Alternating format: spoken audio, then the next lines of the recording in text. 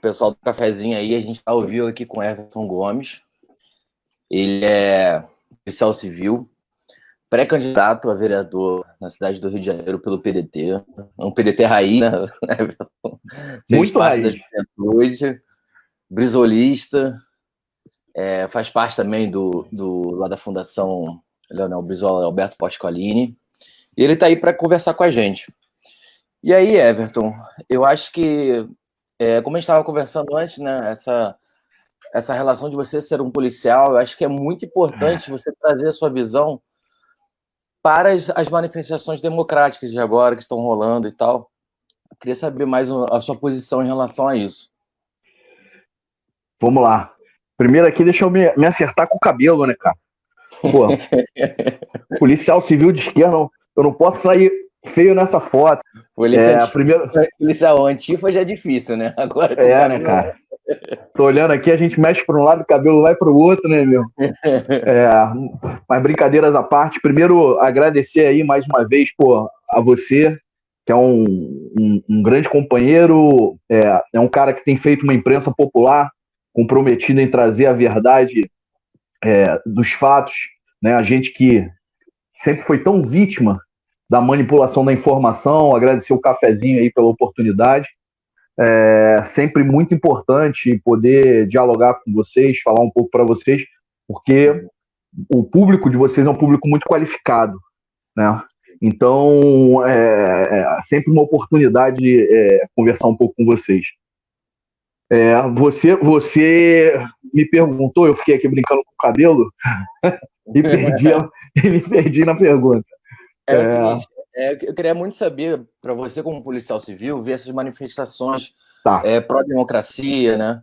E também fazer um pouco da sua visão também dessas mortes que têm acontecido, que são frequentes, sabe? Mortes feitas por policiais. Eu acho que seria interessante ouvir de um policial civil que é progressista, né? Trazer uma base para a gente, né? Tá, vamos lá. Assim, eu quero, antes de mais nada, fazer uma saudação para todo mundo que está assistindo a gente.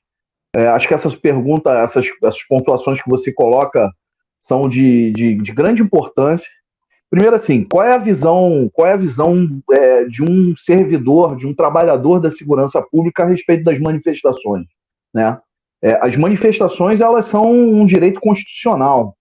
Então, nós, policiais, mais do que qualquer outra pessoa, qualquer outro servidor, nós precisamos trabalhar dentro do princípio da legalidade, né? Nós precisamos observar ali a legalidade, a letra da lei. E a Constituição, ela é muito clara quando ela fala sobre o direito constitucional de manifestação, né? E diz que a manifestação, sendo pacífica, ela é permitida a todos, né? E eu costumo, quando eu dialogo com alguns colegas policiais, inclusive eu falo muito para eles dos momentos que nós, policiais, também fomos às ruas nos manifestar, para fazermos manifestações, né, em busca de melhores condições de trabalho, em busca de uma sociedade melhor, né, da defesa da segurança pública melhor, para que a gente pudesse entregar, inclusive, na ponta, um serviço de segurança melhor, mais qualificado para a população, né? E também nós, policiais, não nos agradou nem um pouco, por exemplo, quando no governo do Sérgio Cabral, ou no governo Pezão, manifestações nossas foram reprimidas, e muitas vezes reprimidas até com um certo teor de agressividade, chegando a níveis de violência, né? Porque nós legitimamente estávamos reivindicando aquilo que eram direitos nossos, né? Estávamos reivindicando melhores condições de trabalho para defender a sociedade. Eu costumo dizer, Sérgio, ou Bonelli, né? Como a gente...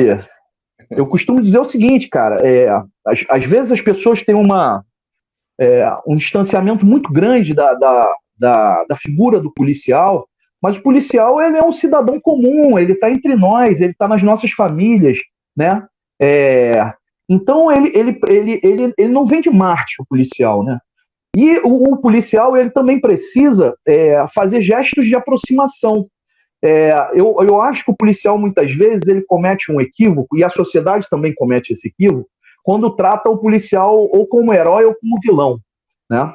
O policial, para mim, ele não é herói e ele não é vilão. E eu falo muito sobre isso. Às vezes as pessoas, ué, mas não é herói? Né? Tem muito policial que, mas nós somos heróis. Não, você é um trabalhador da segurança pública, né? Você é um servidor do Estado brasileiro, você é um servidor da sociedade brasileira. E enquanto servidor, você tem direitos e deveres, né? Todo servidor tem direitos e deveres. Nós temos que lutar pelos nossos direitos enquanto trabalhadores, e inclusive setores da esquerda muitas vezes não conseguem enxergar isso, né? Não conseguem perceber essa dimensão do trabalhador da segurança. E nós também temos deveres. Nós não estamos acima da lei, né? A lei, ela vale para todo mundo, e especialmente para nós, que temos o legítimo direito do uso da força, né? A construção do Estado Nacional, do Estado, aliás, ela transferiu a legitimidade do uso da força para contenção de situações de violência, de criminalidade, para o Estado. E quem é o representante do Estado é a polícia, né? Então, nós do campo progressista, nós precisamos compreender que não existe sociedade democrática sem polícia, né? Mas também não deve existir sociedade democrática que a polícia, ao invés de ser uma garantidora de direitos, ela se torne uma violadora de direitos. Portanto, os policiais, a segurança pública, tem que acontecer muito mais na esfera da segurança dos direitos do que na perspectiva de uma segurança que acaba violando direitos todos os dias, né? Utilizando esses policiais como mão de obra barata, né? Os inscrevendo dentro de uma lógica de um sistema que é viciado, né? E é muito fácil jogar ali um número de policiais pobres, muitas vezes policiais jovens, né? Policiais que estão muitas vezes com níveis de adrenalina, de mais exacerbados, para que esses policiais eles promovam aí ações mais truculentas, né? Então é importante que o policial acorde, comece a construir a sua consciência de classe, né? Enquanto trabalhador que ele né? Comece a perceber a importância da sua função na sociedade, e também para os setores progressistas, e aí falando mais diretamente para os setores progressistas da sociedade, eles também precisam ter essa observação. O professor Luiz Eduardo Soares, ele fala uma coisa que eu acho muito interessante num livro dele chamado Segurança Pública Tem Solução? É o nome do livro. Sim. É uma pergunta, né? E ele diz o seguinte, que quando o assunto é segurança pública, existe um certo pacto nefasto entre a direita e a esquerda. A direita, ela defende a manutenção desse modelo de segurança pública aí, porque é um modelo de segurança pública que garante privilégios, mantém a ordem dentro de uma estrutura de privilégios, né, dos estamentos sociais praticamente que nós temos. Então ela faz um discurso de um certo, eu não gosto de usar o termo populismo, mas para ficar mais simples, de um certo populismo penal, né? Populismo no sentido pejorativo.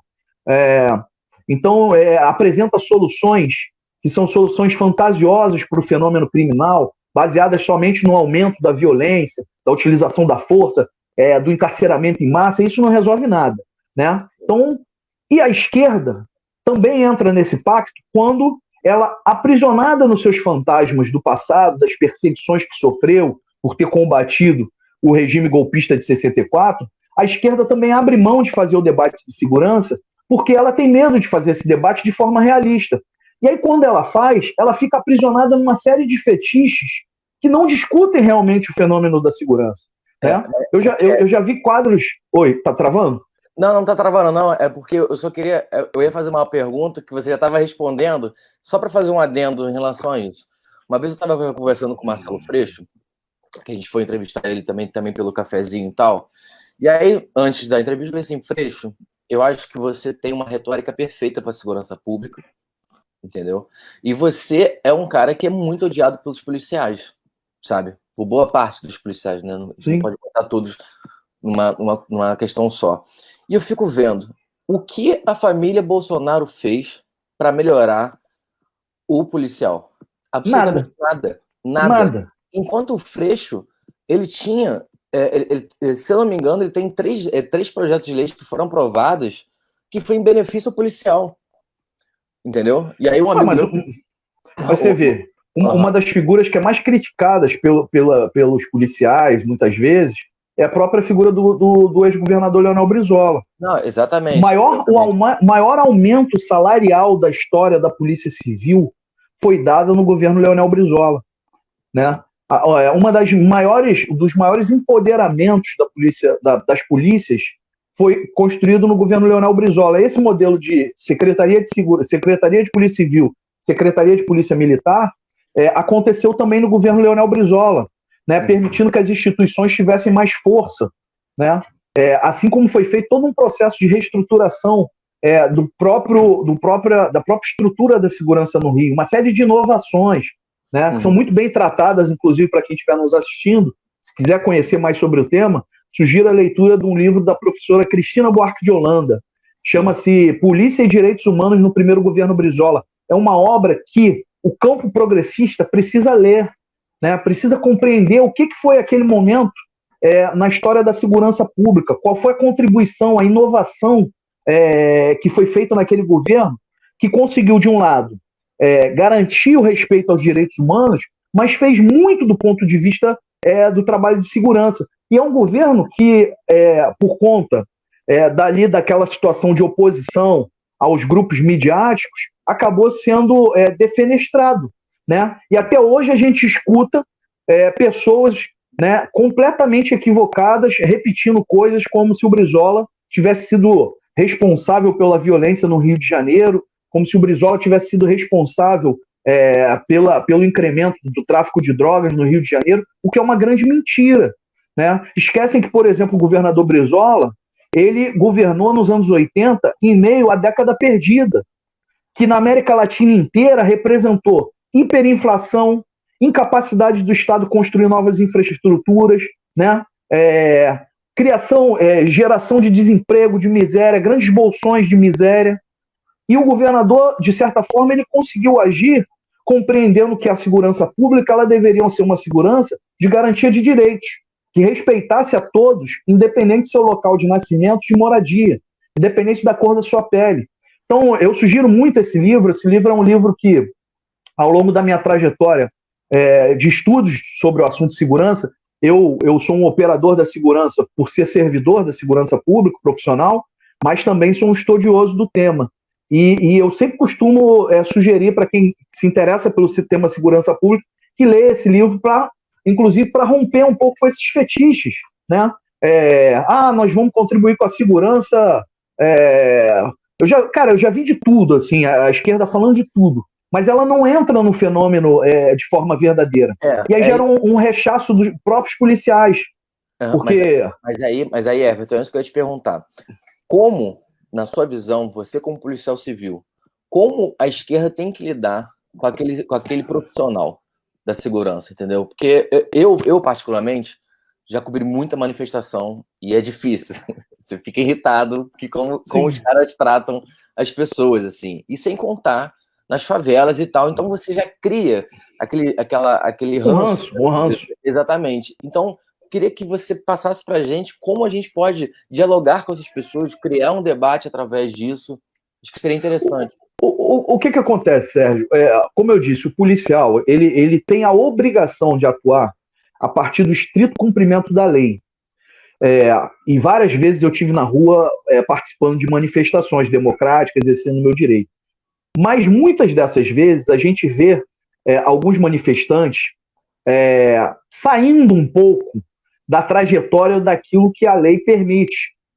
E o policial ele tem por dever de ofício fazer a contenção daquilo.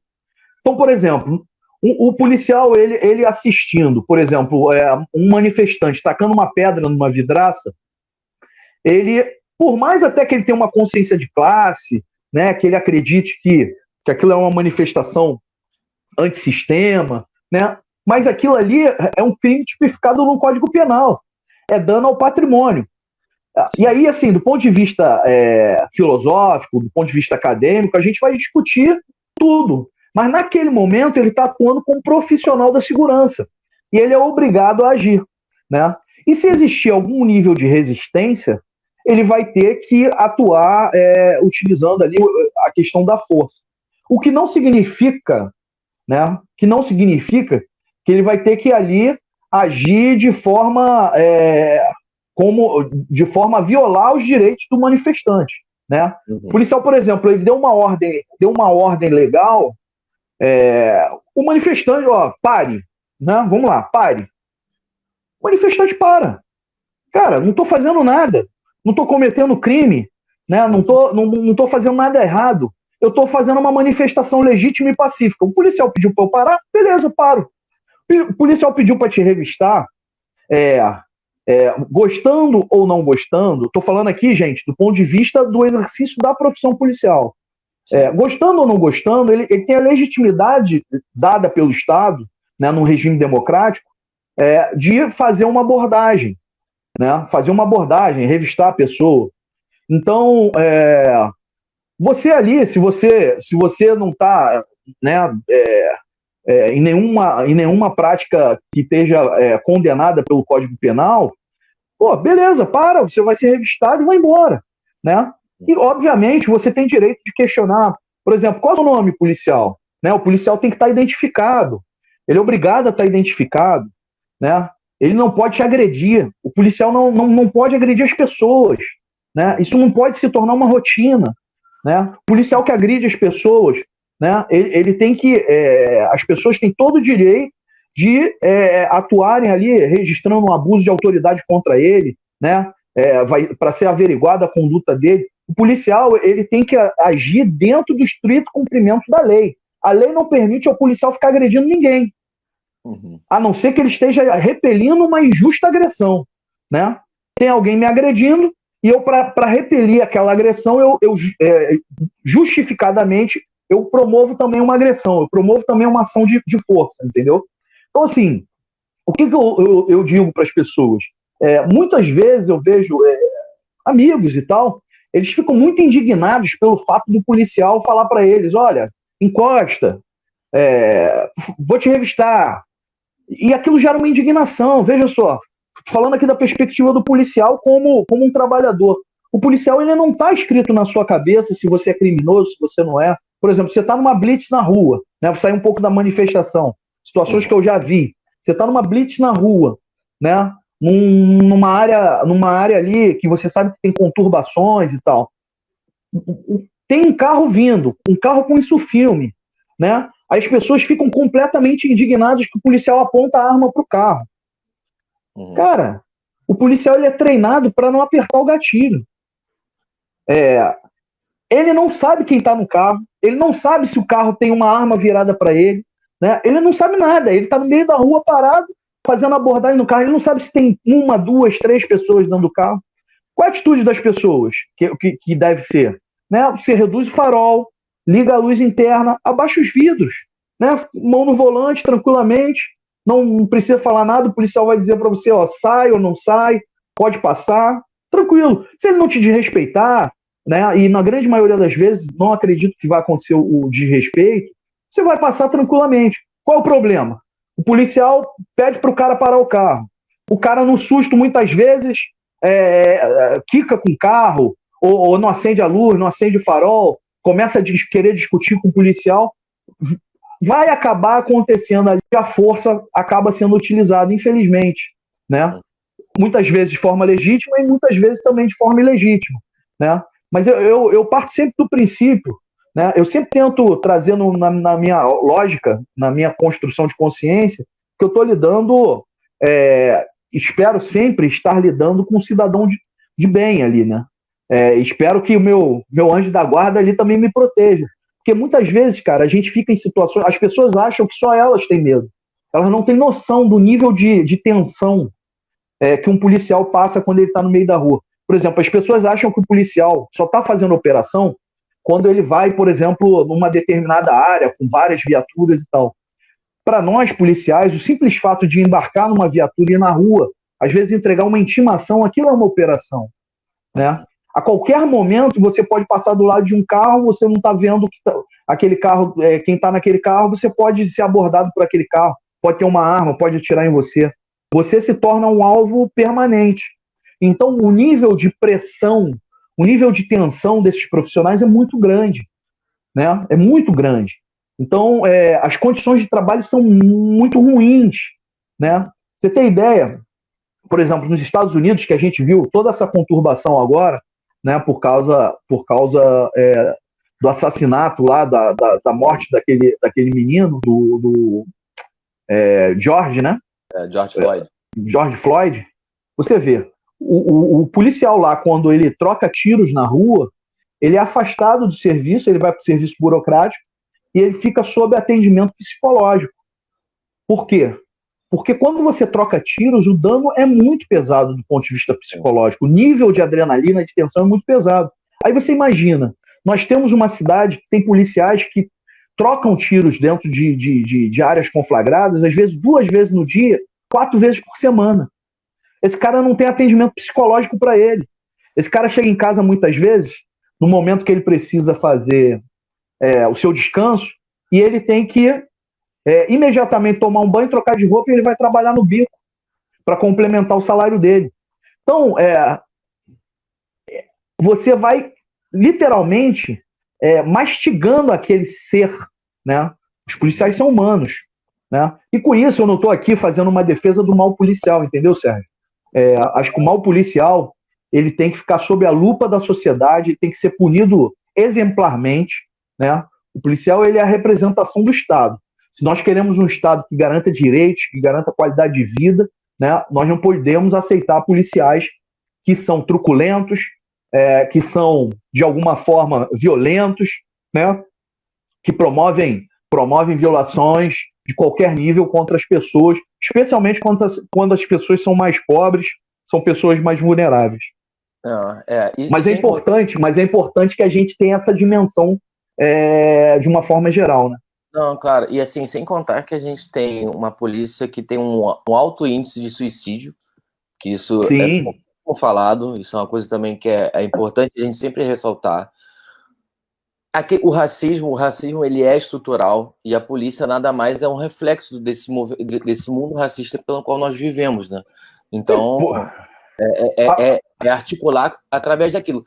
Sabe que eu tenho na Jovem Pan, que eu tenho eu não sei por que eu procuro o lixo da direita. Aí tem um cara lá que chama Adrilles, que é um comentarista, e ele fala, como a maioria dos policiais que são negros, como eles são racistas porque estão matando outros negros.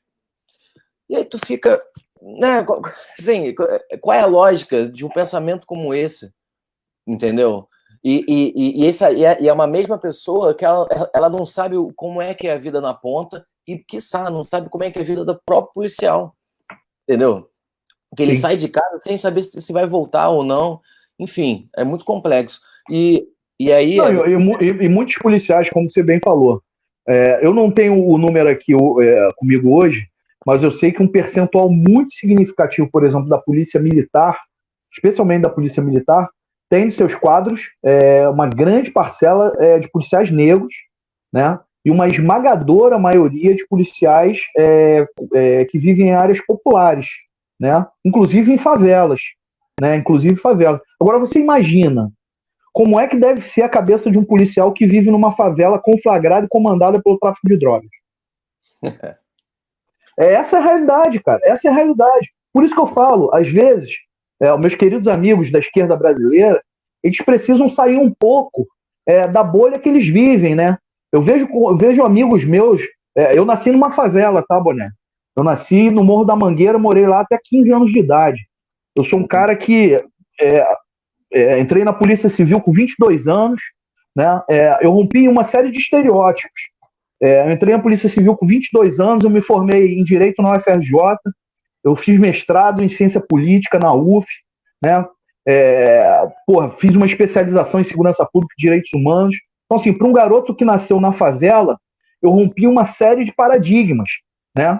E como policial, eu tento continuar rompendo esses paradigmas, porque muitos dos meus colegas que estão no campo progressista, acreditam que dentro da polícia a gente só tem quadros de direita, né? Só tem opressores, né? Então, assim, é fundamental a gente romper o estereótipo, né? É fundamental que o companheiro da esquerda, né, da esquerda, ele comece a olhar na favela na sua dimensão da realidade, não uma favela idealizada, né? Às vezes eu tenho a sensação que o cara está sentado numa... Exatamente isso, que o cara está sentado numa varanda no Leblon, né, de um apartamento luxuoso, tomando ali um drink qualquer, né? E ele olha para a favela, ele olha para a Rocinha, né? E ele fica idealizando a vida dentro daquela favela. Ele olha para a polícia e ele fica idealizando. E ele esquece que a gente tem que trabalhar dentro da perspectiva da realidade. Sim. Alguns falam, tentam falar do fenômeno criminoso como se fosse um fenômeno só social. Pô, vamos ser sinceros. Esse bando de vagabundo, de político vagabundo que a gente tem, né, que desvia dinheiro público, que mata uma porção de gente pobre na ponta, esses caras não são pobres, esses caras não têm problema social nenhum. Esses caras vão ser presos a partir da ação da polícia. Então, mais uma vez, a gente, nas sociedades democráticas, também precisa de polícia, né? Você pega um cara que pratica violência contra a mulher. Quem é que vai conter a violência que ele pratica com uma mulher? É a polícia, né? Você pega um cara que vai cometer violência contra a criança, violência sexual. Quem é que vai conter esse cara? É a polícia. Esse cara não é produto de uma sociedade meramente de uma questão social do ponto de vista econômico, né? Esse cara é um doente, é um pervertido sexual, né? Vai ali cometer crimes sexuais contra crianças, exploração sexual de crianças. Então, assim, e aí, às vezes, o nosso campo, ele só consegue reconhecer a polícia, né, a lógica da polícia, no momento que a polícia comete ações de violência. E estou aqui reconhecendo isso, né? E sou uma das vozes dentro da polícia hoje, né, que tento fazer esse diálogo para dentro da polícia e para fora da polícia. As polícias ainda são muito herméticas, né, são muito fechadas. A polícia democrática, ela precisa se abrir para a sociedade. Porque eu acredito muito no seguinte, mano, se a instituição policial se abre, ela traz parceiros para junto dela. E aí a gente começa a compreender a dinâmica da polícia, né? E na medida que a gente trabalha junto, nós vamos reconhecer as dificuldades juntos, né? E a gente para de falar de um monte de coisa que às vezes a gente não sabe, né? Você tem uma ideia? O espaço de conflito armado, a média de espaço num conflito armado dentro de uma favela, tá? Tá na casa de 4 a 6 metros. Você tem ideia do que é trocar tiro com 4 metros de distância? Tiro de fuzil? Nossa, cara, é inacreditável. Aí, às vezes eu falo assim, não, porque o policial sempre entra atirando na favela. Muitas vezes entra, tem que ser reprimido e condenado por isso. Mas muitas vezes ele é recebido tomando muito tiro, cara. Né? Tomando muito tiro. E aí? Né? Então tem algumas coisas que a gente precisa romper. Né? E aí, mas aí, eu fico pensando, por exemplo, o Bolsonaro agora está com essa tendência, né, de querer fazer uma legalização das armas, né, do porte de armas. O que é um absurdo, né? Um absurdo, né? Não, e aí você vê que é engraçado, né? Porque eu vejo uma classe bolsonarista que é fodida, não tem dinheiro. Ela acha que ela vai ter dinheiro para comprar uma arma. Não vai ter, não vai ter. Essa arma vai ser para aquele playboy, entendeu? Que vai sair doidão de carro, entendeu? Que vai ficar dando tiro pro alto, vai apontar a arma pro flanelinha, vai apontar a arma pro cara que fechar ele no trânsito. Então, é engraçado. E as pessoas acham que eu fico assim, o bandido, ele tá com a arma apontada para você, ele não vai hesitar. Você pode hesitar, entendeu? E aí eu queria saber, você como, né, policial, tem como isso? Tem essa tem uma necessidade de legalização das armas? Cara, eu sou completamente contrário. Para mim, quem tem que andar armado é a polícia, tá? Os agentes do Estado, a polícia, o exército. Eu acho que quem tem que proteger a sociedade é quem recebe salário para isso. E a polícia tem que ter capacidade de defender a sociedade. Primeiro, assim, é uma grande falácia acreditar que pelo simples fato de você estar armado, você tem mais capacidade de se defender. Né? E aí eu trago como exemplo o grande número de policiais que morrem no geral, morrem no dia de folga porque estão sozinhos e estão armados. Aliás, a grande maioria dos policiais morre nos dias de folga, né? Porque está sozinho, armado, trabalhando em outras situações. E aí ele é pego, surpreende. Porque, por exemplo, no assalto, tem o efeito surpresa. Quando você percebe, você já está rendido. E aí é aquela história, o cara já te rendeu, está apontando para você, você ainda vai sacar a tua arma. A capacidade dele atirar e te atingir é muito maior do que o tempo de reação que você tem. Né? Então, essa é a primeira falácia. A segunda falácia é, nós vivemos num país que tem 65 milhões de pessoas com nome no SPC. Nós temos agora um número gigante de pessoas, né, que estão, nesse momento de dificuldade, precisando de auxílio emergencial, porque não tem capacidade de manter as suas casas. Né? E aí vem o Bolsonaro, faz uma legislação nova para facilitar a venda de armas, inclusive de fuzis, né? Fuzis 762. E eu quero entender quem é o pai de família, né? O cara ali que está na casa dele, que quer um fuzil. Eu quero entender para que ele quer um fuzil.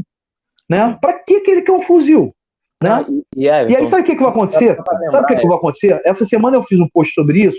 Inclusive, alguns policiais vieram me contestar e eu mostrei para eles os dados.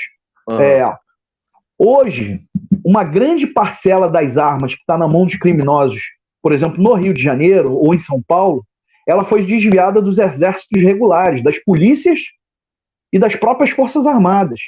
Uma outra parcela das armas que está na mão desses caras saiu, sabe de onde? De clubes de tiro e de colecionadores, que foram roubadas, armas desviadas, roubadas. Então, quando você facilita, por exemplo, um colecionador ter fuzil 762 em casa, né, a possibilidade daquilo ali ser desviado se torna muito mais efetiva, muito maior. Né? Então, não tem justificativa, cara. E muitas pessoas estão influenciadas, inclusive pelas imagens lá nos Estados Unidos, né? Os Estados Unidos lá tem uma tradição armamentista muito grande. O PIB dos Estados Unidos, ele gira muito em cima da indústria das armas. Eu já li estudos eu li estudos que cerca de 17% do PIB americano era só das indústrias de arma. Então, eles têm lá toda aquela lógica deles armamentista. Então, agora, muitas pessoas assistindo lá o quebra-quebra das manifestações e tal, começou a divulgar imagens de pessoas que estavam na frente das suas casas, armadas e tal. E aí o Bolsonaro, logo na sequência, promove essa nova legislação tentando facilitar a compra de armamentos de grosso calibre. Né? Eu acho que as pessoas estão acreditando que elas vão ficar no meio da rua com um fuzil na mão. Sabe? Isso é maluquice, cara. Esses discursos da direita brasileira que ficam dizendo que se as pessoas se armarem, elas vão ter mais capacidade de defesa, isso é uma grande mentira, cara. Porque se fosse verdade, eu não tinha perdido um monte de amigo meu policial, né? Um monte, não foi um nem dois, não, cara. Eu perdi vários amigos que foram assassinados à luz do dia, porque não tiveram capacidade de sacar suas armas para se defender. Né? Talvez se não estivessem armados, teriam uma chance maior de defesa, porque não seriam identificados como policiais, teriam uma chance de defesa. Vai ter uma porção de policial que vai ficar chateado com isso que eu estou falando aqui. Mas, cara, o meu compromisso aqui é um compromisso com a verdade e com a defesa do trabalhador policial. Não, né? Tem muito colega meu que fica chateado quando eu falo sobre isso, cara. Né? Por quê? Porque ainda está na perspectiva o quê? Do policial super-herói. Né? Um policial super-herói. E tem gente que está crescendo nessa onda reacionária, conservadora. Tem um policial aqui no Rio de Janeiro, não vamos citar nome para não dar a bandeira, né? Sim. Enfim, se não me engano, acho que ele é aqui de Niterói, é de São Gonçalo. E ele ficou famosinho no Twitter, aí fazia tipo aquelas babaquices do MBL de puxar alguém e fazer perguntas idiotas. Foi para cima do Ibis, com uma falta de educação inacreditável, com um homem que tem uma trajetória honrada, sabe? Uma vivência como policial que esse cara nunca vai ter, entendeu? E você vê os argumentos e as pessoas replicando aquilo e achando que era legal, entendeu? Que a visão do policial tem que ser essa, entendeu? Isso é péssimo.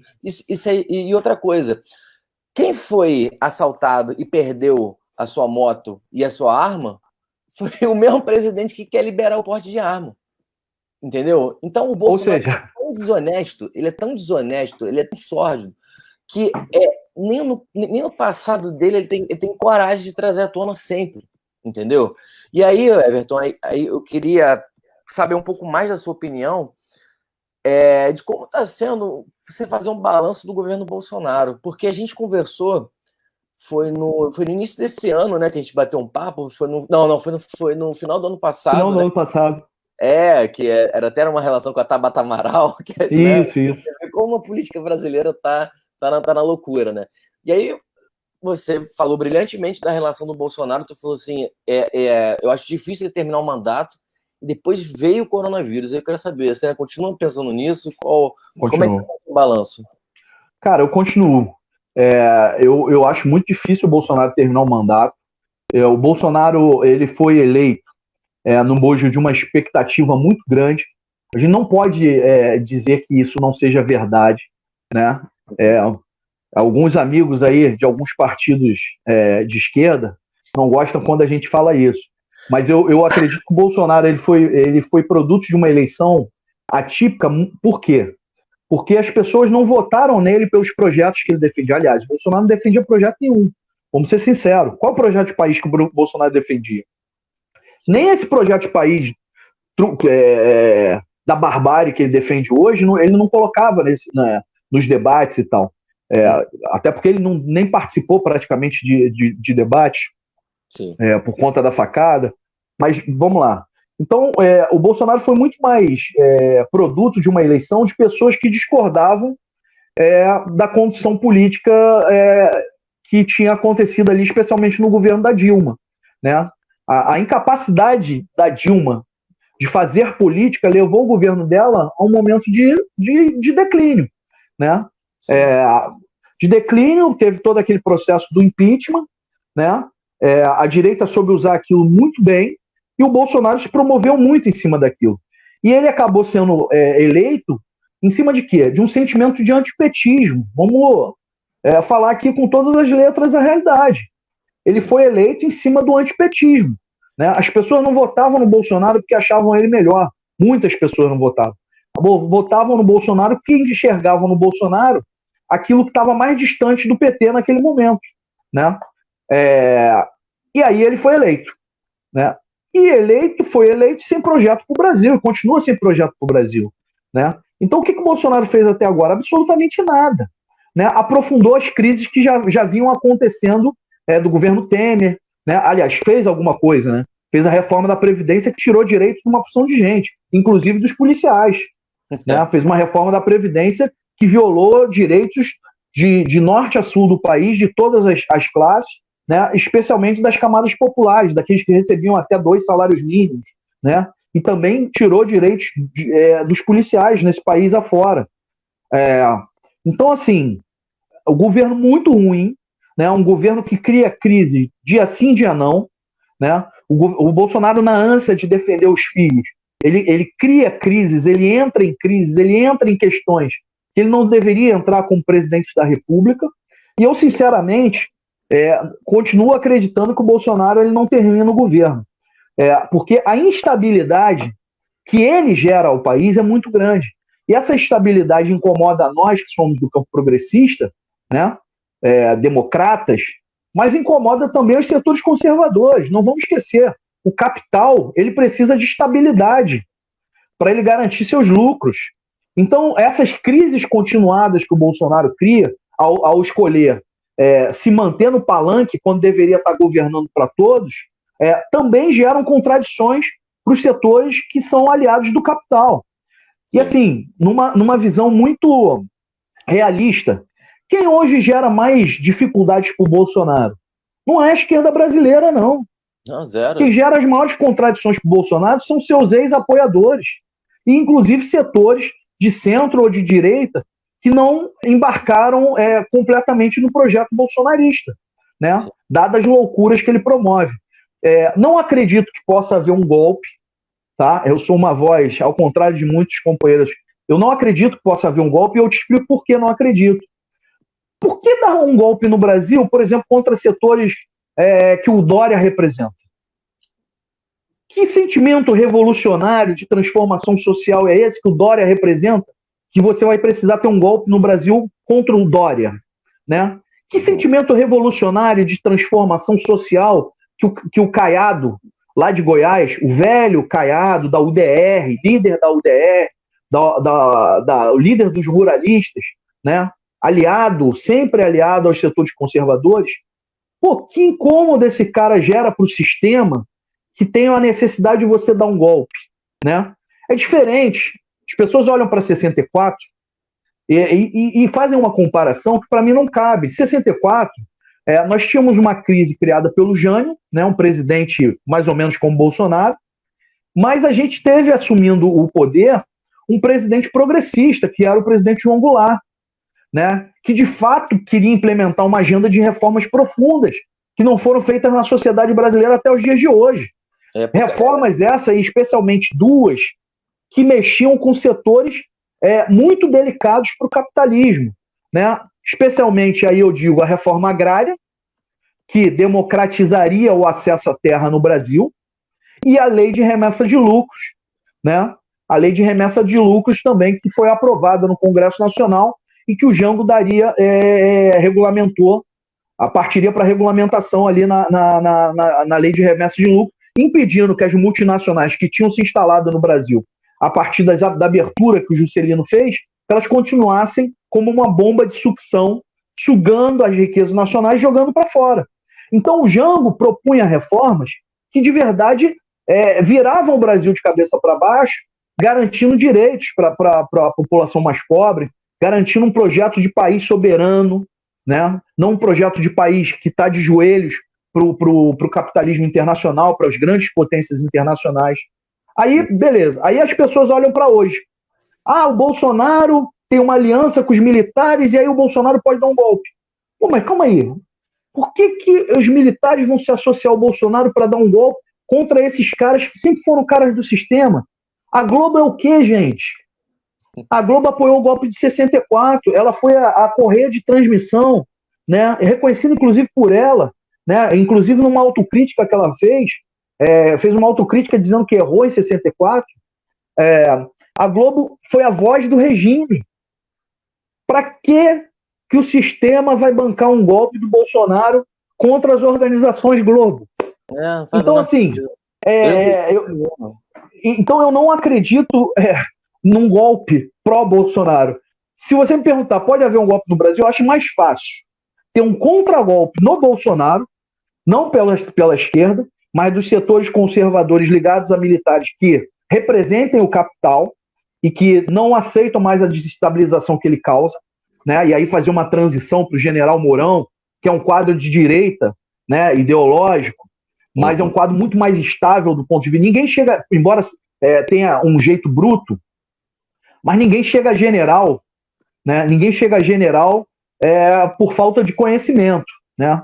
Claro. De alguma forma, ele é um general, ele é um cara que se capacitou, ele conhece o Brasil, conhece a administração pública, coisa que o Bolsonaro não conhece. Vamos ser sinceros, né? Então eu acho que a gente tem que romper com algumas coisas e começar a olhar para a realidade, né? Então eu não acredito nesse momento. Eu vi no outro dia, por exemplo, uma carta do general Santos Cruz, né? Que dentro das Forças Armadas é um general muito reconhecido e ele participou do governo Bolsonaro no primeiro momento e aí rompeu, como muitos outros que participaram romperam. E logo depois da declaração do Heleno com relação aquele arrombo antidemocrático do Heleno, né, que disse que lançou uma nota no Twitter dizendo que era um absurdo a questão da apreensão da simples questionamento à PGR sobre a possibilidade da apreensão do telefone do presidente da República, e aí falou lá um monte de besteira.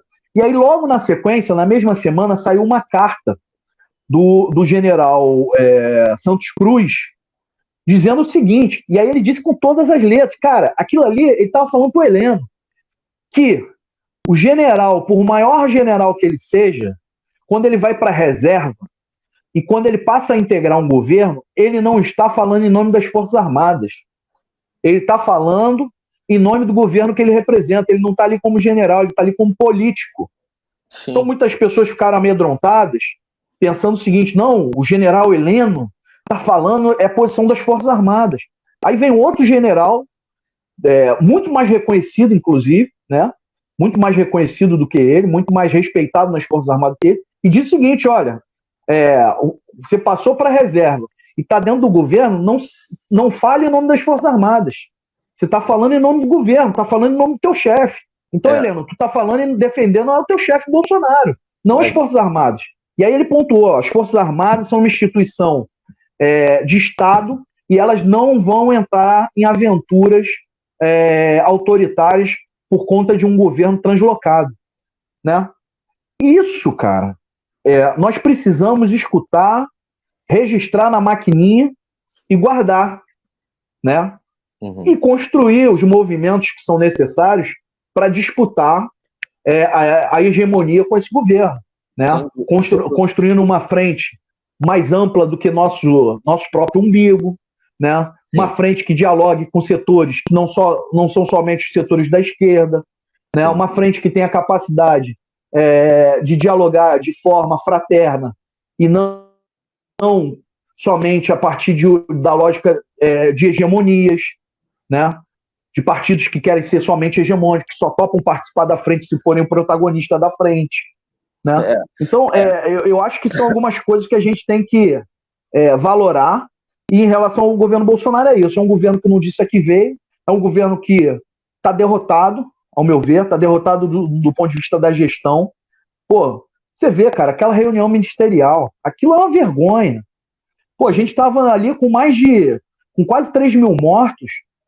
Os caras não reservaram acho que menos de 30 segundos para falar da crise que o país estava vivendo, que é a crise da pandemia. Nós estamos chegando aí a mais de 30 mil mortos, acho que são quase 700 mil pessoas contaminadas, 600, e a gente vive um governo acéfalo, um governo que não tem ministro da saúde, na maior pandemia da história, na maior crise de saúde da história.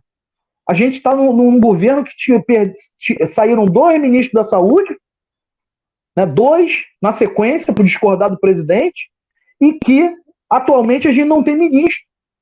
E que o presidente da República, que não é médico, está receitando remédio na televisão. Não, é porque inacreditável. ele escutou o galo cantar em algum lugar que... Cara, ontem eu vi um vídeo que é um negócio de maluco. Uma senhorinha, ela chega ali naquele cercadinho da frente do Planalto, Nossa. Ela vira pro Bolsonaro e diz lá que ela teve uma inspiração divina, alguma coisa desse tipo, que parece que é o magnésio, e a pessoa tem que comer o alho, e aí o Bolsonaro vai e diz que vai marcar uma agenda para ela no Ministério da Saúde. O que é isso, gente? É uma afronta. Sérgio, não é possível que, inclusive, os setores que ainda resistem, né, que ainda são bolsonaristas, os caras não vejam o seguinte, cara. O país está desgovernado. E isso afeta a vida minha e sua, que não somos adeptos do bolsonarismo, mas afeta a vida dessas pessoas também. Eu sou um cara esperançoso. Eu acredito que mais dia, menos dia, essas pessoas também vão acordar e vão acabar descolando do projeto do Bolsonaro. Você vê que a popularidade dele está em queda crescente. As últimas pesquisas mostram que ele tem ali um núcleo de aprovação, que é o núcleo mais ou menos inicial da eleição dele e tal, mas que ele está numa ladeira, desbarrancando aí na ladeira. Vários setores que apoiaram ele já romperam com ele, hoje reforçam a voz da oposição, não se aproximaram da esquerda, mas reforçam uma posição de oposição ao governo. Então eu acho sinceramente que o Bolsonaro não termina, não. E assim, Everton, eu tenho ficado muito triste porque o Eduardo Moreira, né, que é um ótimo economista, né, um cara progressista e tal, começou a criar aquele 70%, né, que nós somos 70%. Sim. E aí a Globo News começou a fazer diversos debates. Teve um debate que chamou o Ciro Gomes, a Marina e o FHC. E aí teve uma aula da esquerda que ficou empolvorosa e tal. Chegaram a me chamar de golpista.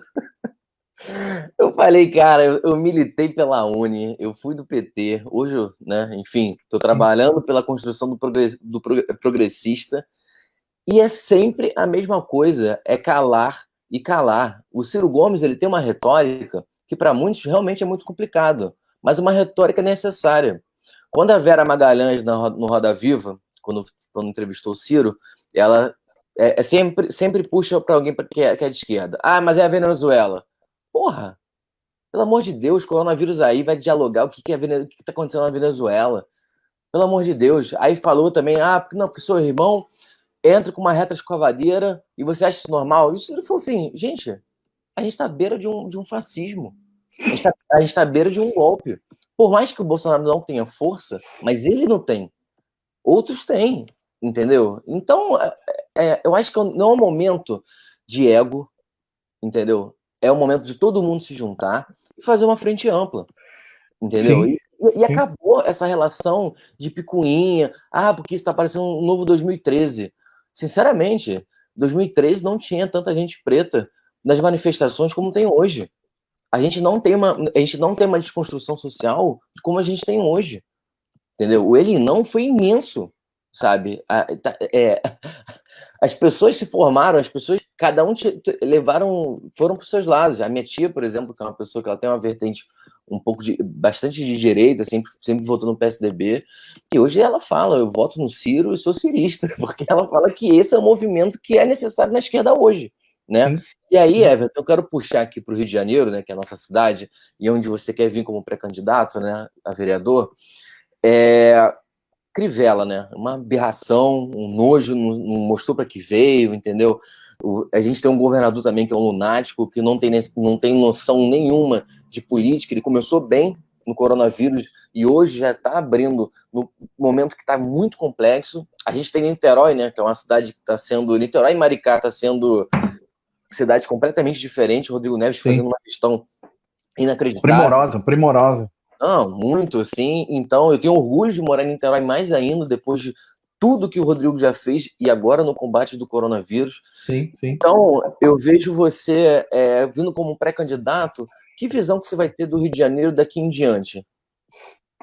Cara, é triste a gente ver como o Rio de Janeiro aí, falando do Rio de Janeiro como um todo, se perdeu, né? Você vê, a gente vive um verdadeiro triângulo das Bermudas, né, cara? Então Sim. A gente tem o Crivella, o Witzel, né, e o Bolsonaro que veio daqui, né? Você vê o drama do Carioca, né? Coitado do Carioca. Eu tenho falado muito que a gente precisa trabalhar para garantir que o Carioca volte a ter uma coisa que eu sempre achei muito especial do nosso povo, da nossa gente aqui, que é o sorriso, né? Sim. O Carioca ele é muito conhecido pela questão da alegria, do sorriso. E o Carioca perdeu o sorriso, né? Sendo governado por esses três elementos aí, né, muito ruins. A cidade do Rio de Janeiro, ela vem há 4 anos praticamente, ela vem sendo completamente desgovernada, né? Tudo que se avançou nas administrações para trás, o Crivella ele foi muito atuante para destruir, né? A cidade vive um momento de abandono completo, abandono. Por onde você anda na cidade do Rio de Janeiro, o que mais você vê é abandono, é buraco na rua, é bueiro entupido, é árvore em forma de estilingue destruída, né? Quando chove, as ruas inundam, né? Pô, você vê, o centro da cidade do Rio de Janeiro, cara, qualquer chuva que cai, ele inunda completamente. Ruas que nunca encheram, porque simplesmente a incapacidade de fazer a limpeza pública mais básica, de obstruir o bueiro, né? Você não tem uma política para setores que a gente sabe que são setores que você tem que ter um olhar de maior preocupação, por exemplo, como os trabalhadores ambulantes, né? E aí eu digo não tem uma política, porque não é somente você ser tolerante com a questão da distribuição dos trabalhadores ambulantes pelas ruas. Você tem que ter uma política, né? Você tem que construir, de repente, mercados populares, né? Trazer essas pessoas, articular, cara, um negócio muito simples. Por exemplo, nós estamos num momento de grande dificuldade, né? De pandemia e tal, as pessoas sem renda. Por que não fazer arranjos locais, por exemplo, nas áreas mais pobres, nas favelas, né? Tentar ajudar a articular ali cooperativas de trabalhadores, e esse seu produto principal de venda, por exemplo, dos trabalhadores ambulantes regularizados, para eles não ficarem à mercê, por exemplo, de fiscalizações extorsivas, né? Não ficarem correndo pela rua o tempo todo com paraquedas na mão, né? Com medo de apanhar do Rapa, da Guarda Municipal. A Guarda Municipal, cara, a Guarda Municipal pode cumprir um papel muito importante do ponto do patrulhamento urbano, ela pode ajudar muito na questão da segurança pública. Mas o que a gente vê é o quê? Um processo de militarização da Guarda Municipal. Você vê os guardas municipais com aqueles uniformes tartaruga ninja, né? Com os cacetetes gigantes, para fazer a repressão do trabalho ambulante na cidade. E aí você vai em pontos de afluxo de pessoas, de grande fluxo de pessoas, e você não vê um guarda municipal. Você pega ali o bairro de Santa Teresa, para citar mais ou menos todo mundo sabe onde que acontecem os roubos aos turistas.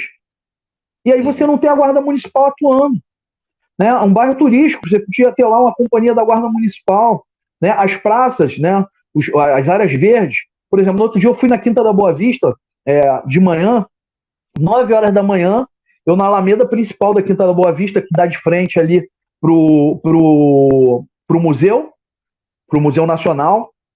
E aí, 9 horas da manhã, eu vejo numa ponta um assalto acontecendo. Né? Não deu para chegar perto, para tentar algum tipo de contenção da situação, enfim. Né? Me prontifiquei ali a ajudar a vítima. Cara, eu fiquei andando 40 minutos dentro da Quinta da Boa Vista e eu não encontrei a Guarda Municipal. Depois eu fui saber que você tem um rodízio, um guarda municipal e um PM para um território daquele tamanho, um parque público. Nossa, né? Outros parques públicos você não tem guarda municipal.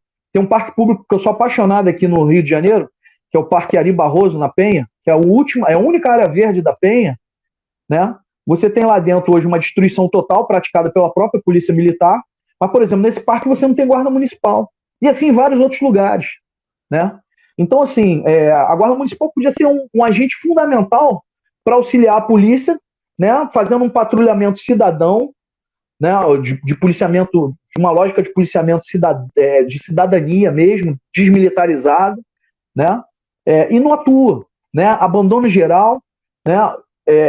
Você já tinha a saúde pública no município colapsando, né? O Crivella já tinha acabado com uma porção de equipes de saúde da família, fechou clínicas, né? Não abriu outras que estavam já construídas.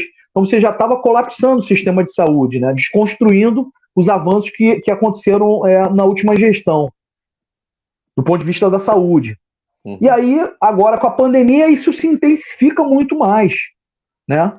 E aí o que eu vejo, e olha que eu sou um cara defensor das áreas verdes. Eu inclusive, sou cofundador, eu sou porta-voz de um coletivo urbano chamado Coletivo Rio Boa Praça, que é um coletivo que defende o direito à cidade, né, então, e a requalificação. É importante também falar que você foi diretor do Parques e Jardins, né? Fui presidente.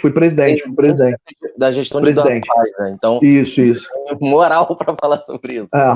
E aí tem um coletivo lá, né, que a gente junta pessoas comuns e defende a requalificação dos espaços urbanos, né, a ativação dos espaços urbanos, né, para as pessoas, através da cultura, da educação, de um monte de coisa legal, para pegar os espaços urbanos, as áreas verdes especialmente, né, e ao invés de serem locais de abandono, de produção de violência, né, a gente utiliza esses espaços para minimizar o impacto da violência, da criminalidade, né, mas na cidade do Rio de Janeiro está tudo abandonado. E aí, eu que sou um apaixonado por esses espaços, vi durante 4 anos o Crivella abandonando esses espaços e agora o Crivella no meio da pandemia, cara. Isso é uma denúncia que eu faço aqui. No meio da pandemia, o Crivella, que deixou parques urbanos e praças abandonados na cidade 4 anos, ele começou agora a fazer pracinha para dar resposta para os cabos eleitorais dele, né? Aí você me diz o seguinte, cara, todos os esforços nesse momento têm que estar concentrados em quê? Na luta contra o coronavírus, né? Ainda mais o Crivella sendo de forma continuada, ele vem dizendo que tem problemas financeiros, o que é uma outra grande mentira, né? problema na cidade do Rio de Janeiro não é falta de dinheiro, né? É incapacidade de gerir os recursos públicos, né?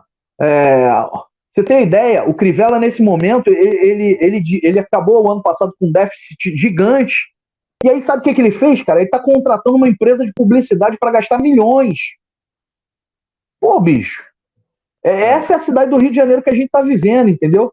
É uma cidade que está sem rumo, cara. É uma cidade que está triste, que tirou da boca do carioca o seu sorriso.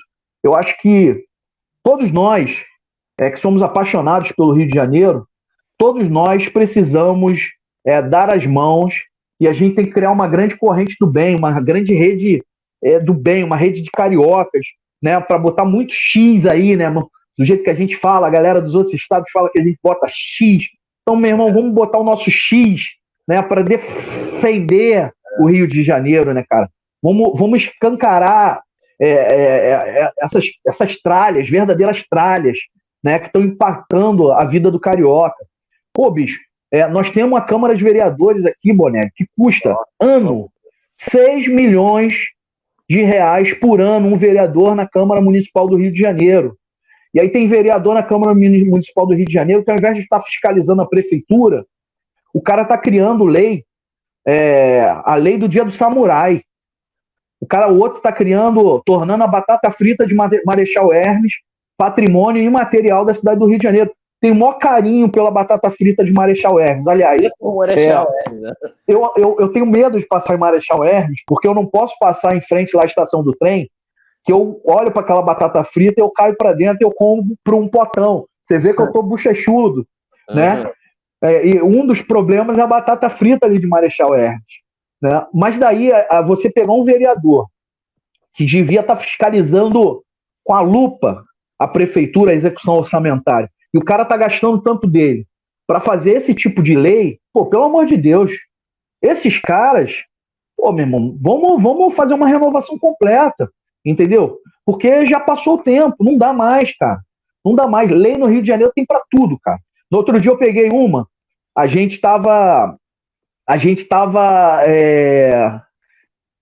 eu tava fazendo um bate-papo com uma senhora que eu conhecia, a Consuelo, que tem um trabalho maravilhoso sobre a questão da acessibilidade no espaço urbano. E aí tava conversando com ela, estudando sobre a questão da lei de acessibilidade, né? A lei brasileira de acessibilidade. Aí eu descobri, cara, que tem vereador, os caras apresentam o mesmo projeto, tem uma lei tornando necessário que a prefeitura faça adaptação dos mobiliários urbanos, né, dos parquinhos de criança, faça adaptação garantindo que eles também sejam para crianças portadoras de deficiência, né, para cadeirantes e tal. Pô, muito legal, né? Perfeito. Só que tem 6 leis tratando do mesmo tema. E os caras continuam fazendo aquilo ali para enganar as pessoas. E ninguém fiscaliza se a cidade está implementando o que a lei já diz. Você vê o nível de crocodilagem, né, de crueldade, de maldade, porque engana as pessoas, cara. E aí, assim, a gente tem na cidade do Rio de Janeiro 22% de pessoas com deficiência física ou dificuldade motora. Cara, e as áreas públicas da cidade não são adaptadas para essas pessoas, né? São pouquíssimas as áreas que você encontra um parquinho, por exemplo, para criança, que tem lá um brinquedo, um balanço para criança cadeirante, né? Que você tem uma rampa. Cara, você não tinha rampa de acesso quando eu cheguei na prefeitura, você não tinha rampa de acesso em uma porção de parque urbano, você não tinha rampa de acesso para, por exemplo, o idoso, o cadeirante, chegar no parque. Então, assim, cadê os vereadores que custam 6 milhões por ano? Que tinham que estar fiscalizando esse tipo de coisa? Isso é a típica coisa que o vereador tem que voltar e fazer o debate, né? Então tem vereador, meu irmão, que está fazendo de tudo, menos olhando para os dramas que vive hoje a cidade do Rio de Janeiro. Isso é muito triste para nós, moradores do Rio de Janeiro. E aí tô te falando aqui, cara, como cidadão, entendeu? Como um carioca apaixonado que eu sou, né? Um carioca que gosta de samba, né? Que tem a alma do carioca, que é apaixonado pelas áreas verdes, porque o Rio de Janeiro, talvez mais do que qualquer cidade do mundo, tem um patrimônio natural. Pô, que nem outro. Cara, a gente tem praia, a gente tem lagoa, a gente tem montanha, a gente tem a maior floresta urbana do mundo, cara.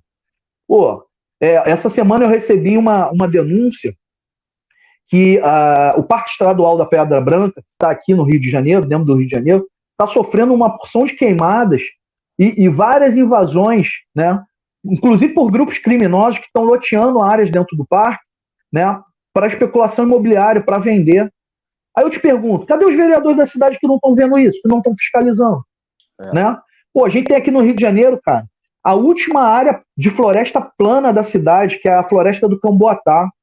Ela está sob ameaça, querem destruir, no meio de uma emergência climática mundial, querem destruir uma floresta da Mata Atlântica, floresta do Camboatá, ali em Deodoro, né? Vão matar 200 mil árvores para fazer um empreendimento automobilístico, um autódromo. Um autódromo que a empresa que ganhou a licitação foi criada cerca de 2 meses antes. Sabe? E detalhe, tendo na mesma área, no mesmo bairro, com o mesmo acesso de infraestrutura urbana de transporte, 2 outros terrenos que também são próprios nacionais, que estariam à disposição e que, se você insistir na ideia do autódromo, e eu vou dizer para você, eu não sou nem contra o autódromo, não. Eu sou contra que o autódromo seja instalado em cima de uma floresta. Não tem cabimento. Né? É a última área remanescente de Mata Atlântica plana na cidade do Rio de Janeiro. E aí os caras querem destruir. Né? Tem uma outra área que é em Realengo. Realengo é o bairro mais quente do Rio de Janeiro. Realengo, no último verão, teve áreas que deu sensação térmica de 54 graus na sombra.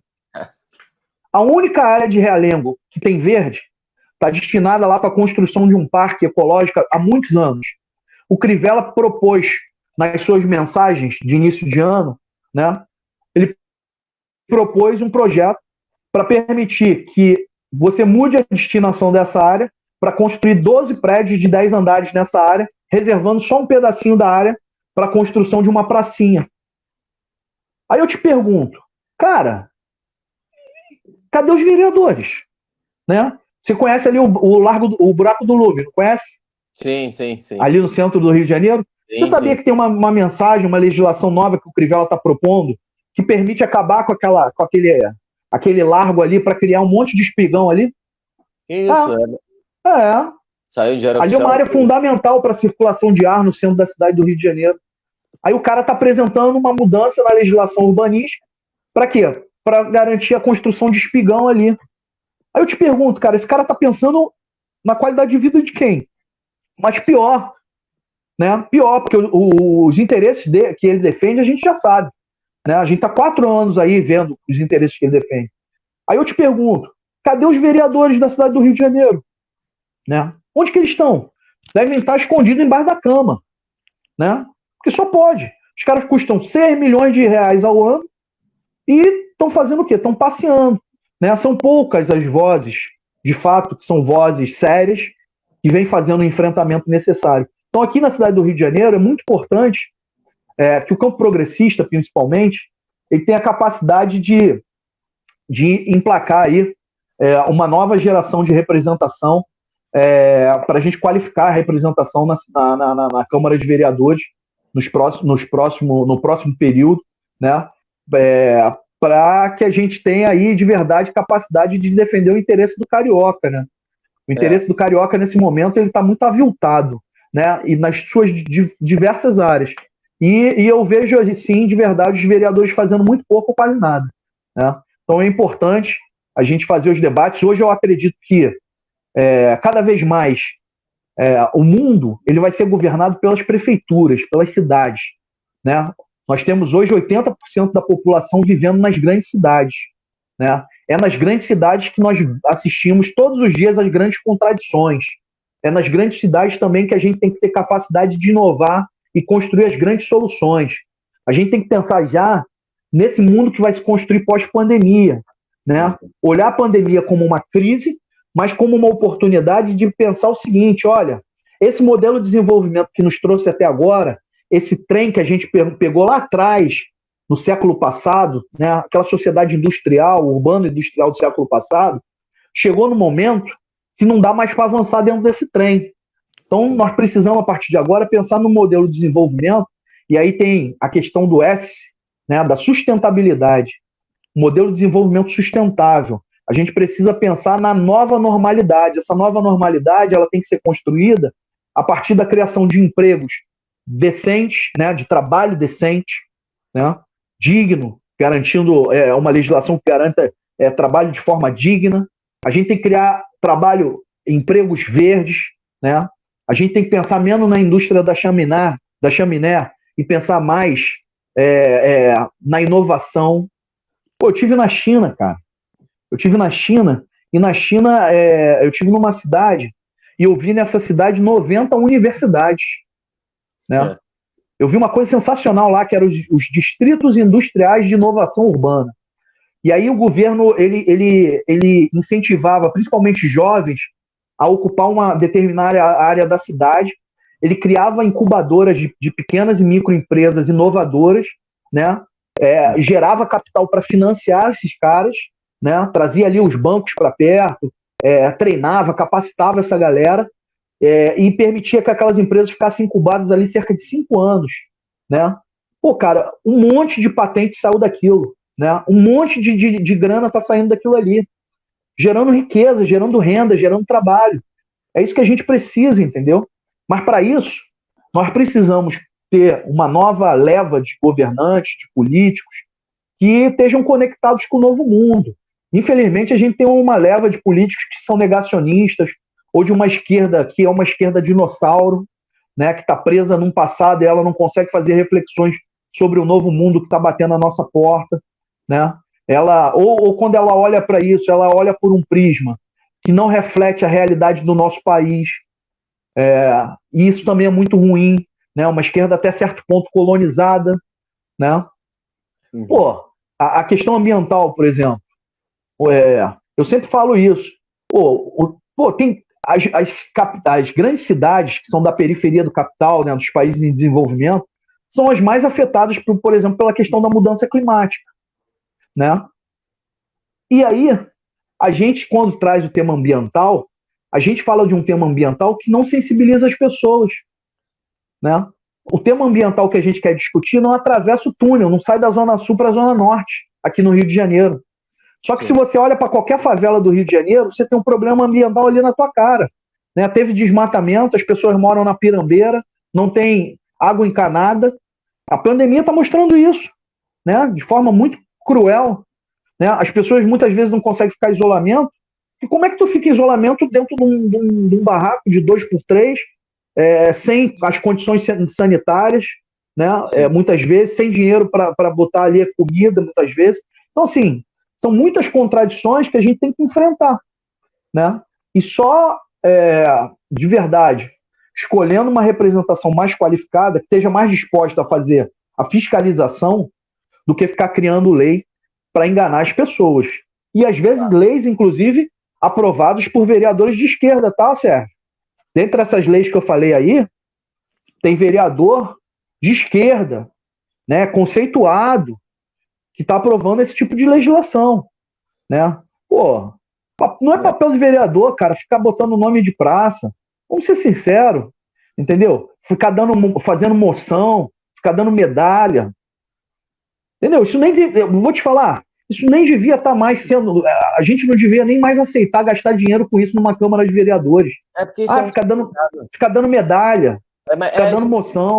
Porque a gente sabe que aquilo ali é uma forma de ganhar voto, né? E de empoderar outras pessoas, né? O que é uma vergonha. Óbvio, tem muita gente que merece, são pessoas realmente que fazem um trabalho incrível pela cidade, mas tem uma outra galera também que é inacreditável, né? Que a gente pode reconhecer de outras formas. Eu posso pegar a tribuna da Câmara, fazer um discurso enaltecendo um bom trabalho pela cidade, né? Reconhecer um servidor. Agora, pô, cara, ficar gastando dinheiro público para dar... Cara, tem vereador ali que é uma fábrica de moção. O cara dava 100 moções por semana, né? Sei lá quanto é o Zé das Medalhas. Então, assim, não dá mais, cara. Acho que não cumpre, não é papel de um vereador progressista esse tipo de atitude, né? É papel da gente combater a corrupção, pensar numa cidade melhor. Eu falo muito da corrupção, às vezes também tem setores da esquerda, combate da corrupção pauta, é agenda de direita. Não é não, cara. Combater a corrupção é muito importante, gente. É muito importante. O dinheiro público, quando ele escorre e ele prejudica principalmente quem mais precisa na ponta. Então, sempre foi uma agenda da esquerda democrática, né, uma esquerda que enxerga de verdade a realidade do povo, defender o dinheiro do povo, né? Então eu nunca vou ser um cara que vou ser contra qualquer tipo de mecanismo de combate à corrupção, né? E pensar uma cidade melhor, né? Garantir o direito. Sim. Desculpa, Sérgio, que eu falo pra caramba. Uma metralhadora, né? Deixa eu te falar um negócio. Não deixo nem respiro e... Tem aqui o Luiz da Silva, que está assistindo nossa live. Ele escreveu uma parada interessante. Nossos vereadores vêm dando as costas ao problema de transporte de ônibus em nossa cidade. O prefeito, por sua vez, não tem tido punho firme para enfrentar os empresários do setor. Com isso, a degradação do transporte de ônibus só piora. E é engraçado... Obrigado, Luiz, por ter dado Valeu, essa ideia para a gente, mas é interessante o Luiz ter mandado isso, porque nós tivemos uma CPI, né, que foi para abrir a caixa preta dos transportes e foi vergonhoso. Vergonhoso. A Câmara dos Vereadores do Rio de Janeiro tem uma classe ali que é complexa. Inclusive, o Carlos Bolsonaro, que não vai em plenário, não vai em nada, e quando vai é para infernizar o diálogo democrático. Então, é muito importante a gente se ater pela vez, ver essa Câmara dos Vereadores do Rio de Janeiro de uma outra forma. É uma Câmara que realmente teve a Marielle, é uma Câmara que tem o Tarcísio, que faz um belíssimo trabalho, o Fernando William, do partido do PDT. Então, a gente também tem muitas pessoas, até o próprio Luparelli, por mais que muitas divergências que eu tenho com ele, é um bom vereador do DEM, por exemplo. Então, só para a gente também não escrachar tudo, né? Falar que tudo é um problema.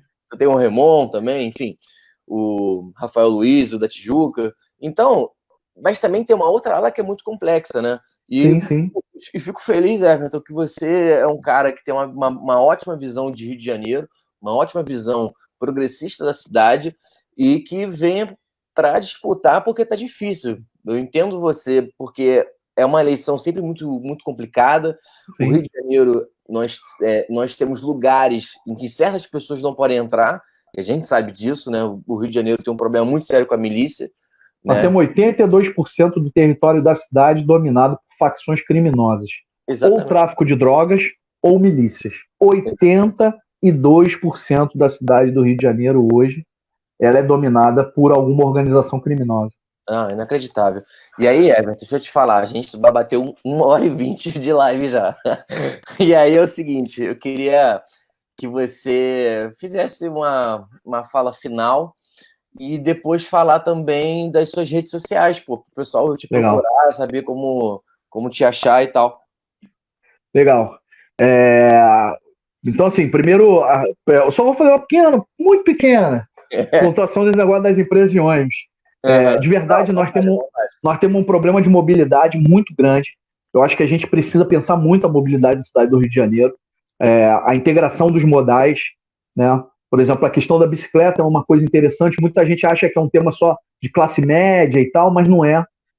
Outras cidades no mundo mostraram que a bicicleta pode ser utilizada como modal de integração para os trabalhadores. Literalmente, os trabalhadores eles teriam ali um ganho do ponto de vista da saúde, na redução dos seus custos diários com passagem. Mas para isso a gente não pode ter o que tem no Rio de Janeiro, né?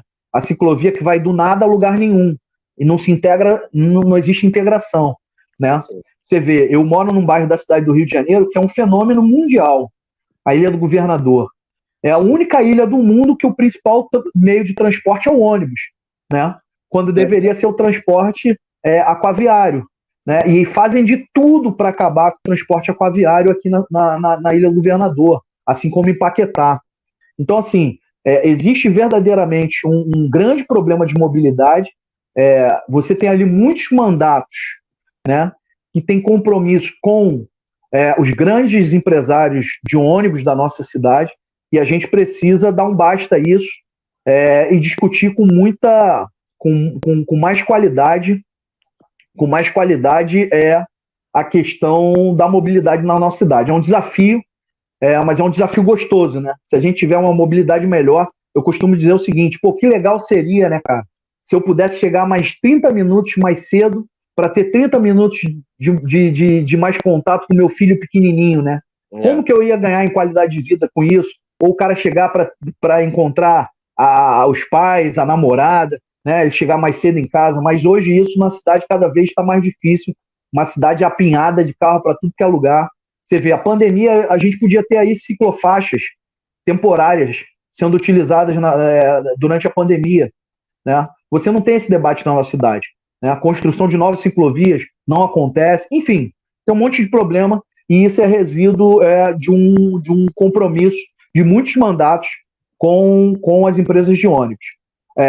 Para finalizar aqui, agradecer mais uma vez a você, Sérgio, porque você de verdade é um cara que abre os espaços, dá oportunidade para vozes que muitas vezes não são aí do mainstream, mesmo do campo progressista. A gente sabe que alguns veículos, infelizmente, eles só gostam de dar voz para uma galera ali que é mais amiguinha deles e tal, né? Tem uns veículos do nosso campo aí que parece que eles só enxergam um partido, né? E assim, tem uma opção de gente progressista, mas são sempre os mesmos. Então, assim, pô, te agradeço de montão, agradeço o cafezinho, porque é um veículo realmente que rompe as barreiras da comunicação, permite a democratização da informação. Agradeço a todo mundo que acompanhou a gente. Eu vi aí uma opção de gente legal que estava acompanhando a gente, parceiros. Quero mandar um grande beijo para toda a turma boa da cidade do Rio de Janeiro, né? E de todo o Brasil, que eu tenho certeza que também está nos acompanhando. Para todos os brisolistas, eu sou um brisolista apaixonado, né? Que também estavam nos acompanhando. Eu vi alguns aqui.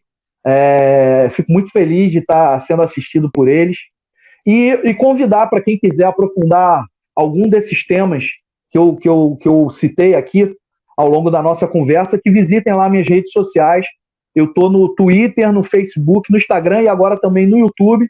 Basta você procurar lá, @EvertonGomesRJ, que vai ser um grande prazer bater um papo com vocês. E tem também as redes lá do coletivo Rio Boa Praça, que é um coletivo urbano que vem fazendo um trabalho de requalificação e de ativação das áreas públicas, das áreas verdes da nossa cidade. Então também a gente está no Twitter, no Facebook, no Instagram, é o @Rio Boa Praça. Vai ser um grande prazer também conversar com vocês e no Rio Boa Praça, especialmente, trazer voluntários para essa nossa jornada aí de defesa da cidade do Rio de Janeiro.